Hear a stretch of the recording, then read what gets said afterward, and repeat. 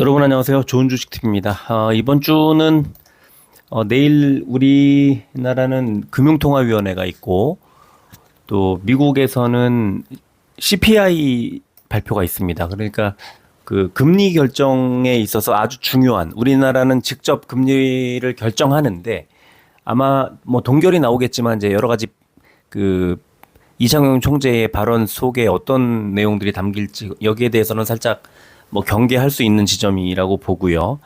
미국의 CPI가 또 이제 어떻게 나올지, 그다음에 지난 밤에 그 파월이 미 의회에서 발언이 있었는데 여기에서 뭐 금리 인하를 하겠다는 내용 관련된 힌트 이런 것들이 나오지 않아서 조금 뭐 나오지 않았다고 볼 수도 있지만 유지하겠다고 또 뭐 강경 발언을 한 것도 아니어서 사실 미국 증시는 오늘 나스닥 같은 경우에 S&P 500과 나스닥이 신고가를 쓰고 올라갔거든요.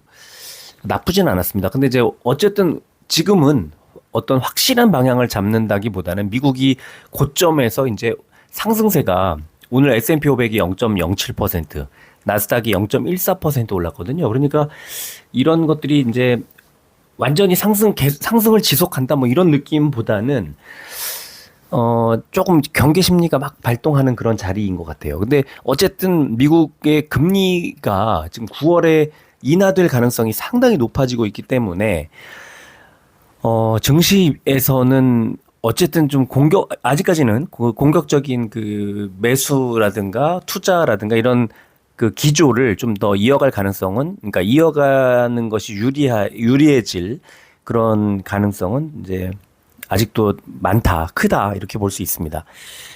좀 9월에 금리 인하 결정이 나오게 되면은 증시에는 계속해서 이제 우호적인 분위기가 형성될 가능성이 높고요.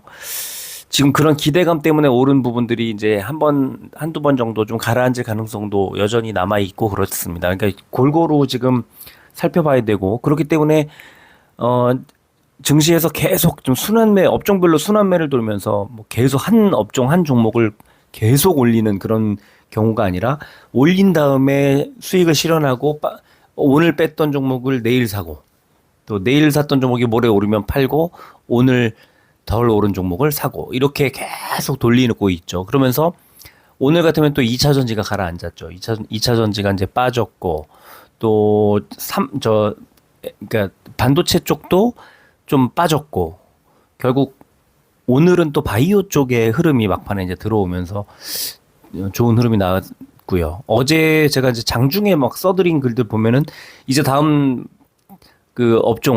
순환매 들어올 업종이 바이오가 될 가능성이 높다고 말씀을 드리면서 바이오 쪽에 이제 매도를 하지 마시는 게 좋지 않겠느냐, 그런 말씀을 드렸는데, 어쨌든 바이오가 들어왔어요. 지금 이제 뭐 시장을 예상하고 이런 것들이 좀 쉽지는 않은데, 결국 그렇다고 해서 막 가라앉을 거라고 보기에도 무리가 있기 때문에 조금 더 그 미국 증시의 상승, 그다음에 우리 증시의 그 관망세 이런 것들이 조금 더 이어질 가능성이 더 있지 않나 이렇게 봅니다. 자, 오늘 코스피는 426종목이 올랐고요. 434종목이 빠졌습니다. 0.02% 올랐고, 코스피 100은 0.13% 빠졌습니다. 그야말로 아주 그 극도의 경계감이 표출된 그런 시장이었다고 볼 수 있겠습니다. 코스닥은 744종목이 올랐고 788종목이 빠졌습니다. 0.22% 하락했고, 코스닥 150이 0.43% 빠져서 코스닥 대형주들 쪽에 조금 흐름이 안 좋았다고 볼 수 있고요. 코스피는 외국인의 집중 매수 속에 외국인 기관의 양 매수가 들어왔고, 코스닥은 개인만 샀습니다. 선물지수 살짝 상승하고 있는 중이고요. 원달러 환율은 0.12% 올라서 1385원대 기록했습니다. 국제 유가는 1.12% 하락해서 81달러대 기록했습니다. 코스피는 어제 해외 증시 혼조세 등으로 원화 약세를 보이면서 하락 출발한 뒤에 중국 증시의 부진에 따른 기관 매도세가 나오면서 전기 전자주 중심의 외국인 매수세 기관의 매도세가 나왔음에도 전기전자주 중심의 외국인들의 매수세가 들어오면서 강보합 마감했다, 이런 분석이 나왔고요. 코스닥은 2차 전지주 중심의 외국인 기관의 동반 매도세가 나왔다, 이런 분석이 나왔네요. 코스닥 시장 보면은 미국의 조기 금리 인하 기대감 축소의 하락 마감, 이런 제목으로 미국 연준 의장의 금리 인하 시점 미언급 영향으로 7월에 조기 금리 인하 기대감이 축소되면서 하락 출발한 뒤에 내일 발표될 CPI 지표를 앞두고 경계 심리가 나왔다. 또 기관과 외국인의 매도세를 기반으로 종이 목재와 기계 장비가 약세를 보인 가운데 대한민국의 GOWA 가입 소식에 전력 설비와 전선 관련주들이 또 급등했다. 이런 분석이 나왔는데요. 이 고아라는 게 이제 글로벌 해상 풍력 연합 이렇게 풀이를 할 수 있고요.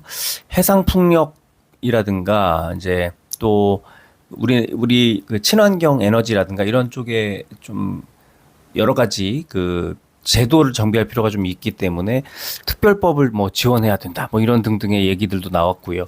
어쨌든 우리나라에서 이제 생산 거점이 돼달라고 하는 그런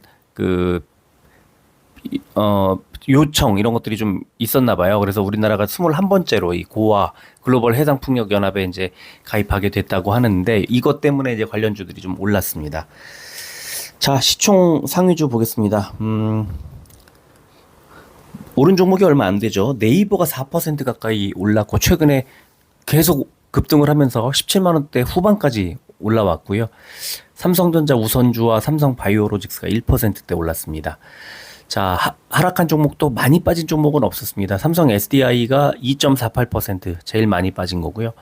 코스닥은 펄어비스가 3%대, 알테오젠, 삼천당제약, 또 휴젤과 실리콘투가 2%대 올랐고요.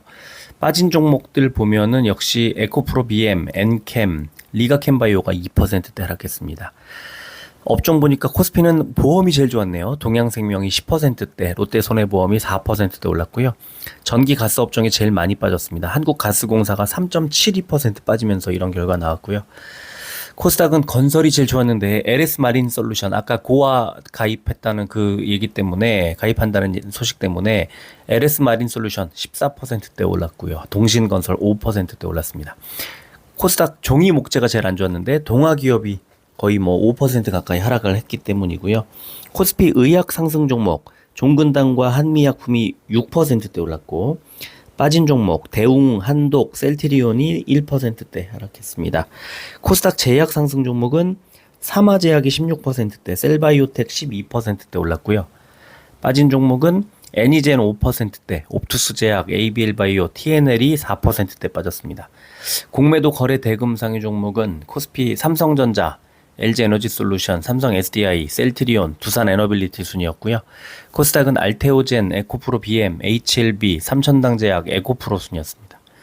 공매도 거래 비중이 높았던 종목 코스피는 현대위아, SK오션플랜트, 두산밥켓, CS윈드, 세아홀딩스 순이었고요. 코스닥은 하이로코리아, 대명에너지, CS베어링, 셀트리온 제약, 태광 순이었습니다. 자, 오늘은 세 종목 말씀을 드릴 건데요. 에코프로 BM, 네이버, 알테오젠 순으로 말씀을 드리도록 하겠습니다. 자, 에코프로 BM 보면은 이틀 연속으로 외국인 기관의 양 매도가 나왔습니다. 외국인과 기관의 매도가 어제보다는 줄었지만 주가 하락한 폭은 어제와 비슷했죠. 이틀 동안 올렸던 것만큼 거의 다 빠졌고요. 다시 19만 원대 깨졌습니다. 2차전지 상승세가 반짝하고 다 상승분을 다 토해냈다고 볼 수 있고요. 시간외는 보합을 기록했습니다. 일봉 차트 보면 여전히 쌍바닥을 만들고 올라가는 것처럼 보였지만 21선에도 재차 눌리면서 전혀 어떤 강한 흐름이 보이지 않는 그런 상황입니다. 이런 차트는요, 이거는 제가 지난번에 오를 때도 이게 아직 그 상승세가 본격적으로 나왔다고 볼 수 없다고 말씀을 드렸지만 여기서 다시 또 하락할 가능성도 있단 말이죠. 그래서 지금 11선 밑에 지지를 받고 있는데 조금 더 하락할 수도 있고 이제 이동평균선들 지지 라인이 마지막이기 때문에 여기서 다시 지지받고 반등을 할 가능성도 20만 원 가까이까지 붙일 가능성도 있기 때문에 일단 내일 흐름을 좀 더 지켜봐야 된다고 생각을 합니다. 지금으로서는 방향성을 말씀드리기는 좀 어려울 것 같고 약간 더 하락할 가능성은 열려있다 이렇게 말씀드리겠습니다. 자, 네이버 볼게요. 외국인 기관의 양 매수가 들어왔고 기관은 5일 연속 외국인은 오늘 45만 주 어마어마하게 매수했습니다. 이제 완전히 이제 바닥 잡았나 보다 이렇게 생각할 수 있을 것 같아요. 15만 원대까지 갔던 주가가 17만 원대 후반까지 단숨에 올라왔고요. 지금 오늘 금융투자가 팔았지만 금투 계속 사고 있었고 연기금 사모펀드 골고루 사고 있었습니다. 외국인 강도도 매수 강도도 엄청 셌고요. 자, 시간에는 0.17% 300원이 빠졌습니다. 17만 7,200원 기록했고요. 자, 일봉 차트 보면 어마어마한 반등이 바로 나왔습니다.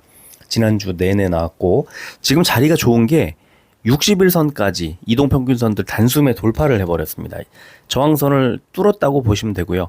자, 그런데 이제 그 매물대 길게 뻗어 있는 자리가 지금 이게 지금 18만 원, 그죠? 18만 원대 초반 정도 됩니다. 그래서 네이버는 18만 원 가까이까지 붙으면 살짝 눌릴 가능성이 좀 높지 않나 이렇게 보입니다. 단기적으로 그렇다는 뜻입니다. 이 매물대를 뚫으면요, 20만 원대까지 다시 올릴 수 있습니다. 지금 단기적으로는 조금 눌릴 수 있다. 18만 원 부근에서 그렇게 생각할 수 있고요.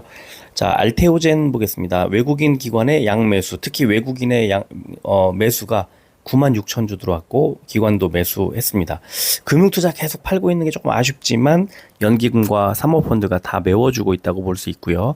자, 결국에 다시 27만 원까지 이제 회복을 했습니다. 시간에 보면은 0.37% 1,000원이 빠진 26만 9천 원 기록했고요.